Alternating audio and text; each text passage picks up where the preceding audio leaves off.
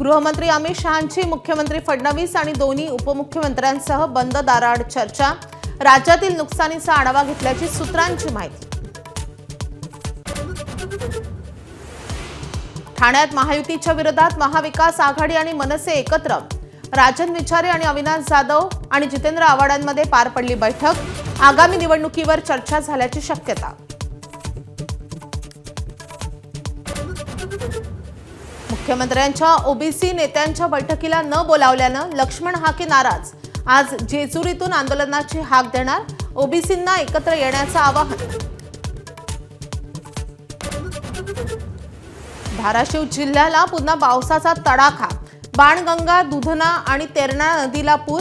पावसामुळे सोयाबीन पिकाचं पुन्हा मोठं नुकसान।